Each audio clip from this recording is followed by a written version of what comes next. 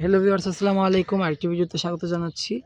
আজকের ভিডিওতে আমি আপনাদেরকে দেখাবো আমার বাগানের সেই আমার অত্যন্ত প্রিয় এবং আগ্রহের একটা ভ্যারাইটির গাছ পদ্মের, যেটার নাম হচ্ছে আমেরিকা ক্যামেলিয়া।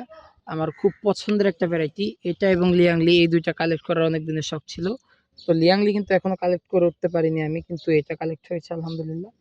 তো প্রথমে যেটা করে নিচ্ছি, এর শেওলা টেওলা যতদূর সম্ভব তুলে ফেলে দিচ্ছি। এই গাছে শেওলা থাকলে আমার কেন জানি ভালো লাগে না, এই অন্তত পদ্ম গাছে।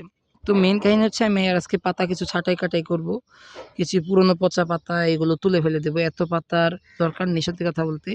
আর যেহেতু এখন বৃষ্টির সিজন চলছে, মানে বৃষ্টির সিজন বলতে বেশ কয়েকদিন যাবত বৃষ্টি হচ্ছে বেশ ভালোই। আশা করি গাছের খুব একটা ক্ষতি হবে না পাতাগুলো ফেলে দিলে। তো খুব সাবধানে আমি পাতাগুলো চিমটিয়ে চিমটিয়ে তুলে নিচ্ছি, কারণ গাছের টিউবার যাতে ক্ষতিগ্রস্ত না হয়। এমনিতেই একটা গাছের টিউবার নাড়িয়ে ফেলেছি পাতা তুলতে গিয়ে।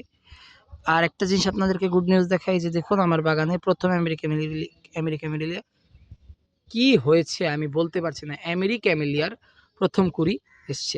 এই যে দেখুন, দেখতে পেরেছেন কিনা, এই যে ছোট্ট একটা কুড়ি। জানি না ফুল দেখতে পারবো কিনা, আমি আবার চলে যাব হোস্টেলে। তো আর থাকা হবে না হয়তো বাড়িতে খুব একটা, কয়েকদিন, 1-2 দিনের মতন আছি আর। তো ফুল হয়তো দেখতে পারবো না, কুড়িটাই দেখে যাই। আশা করি পরবর্তীতে আরও নতুন পাতা ফুল আসলে সেগুলো দেখতে পারবো। আর আমার এই গাছে চেলা বিছের থেকে শুরু করে শামুকের উপদ্রব এত বেড়েছে, পদ্ম গাছগুলোর অবস্থা নাজেহাল। আমার খুব বিরক্ত লাগছে। আপনাদের কার কাছে কি উপায় আছে অবশ্যই কমেন্ট করে জানান।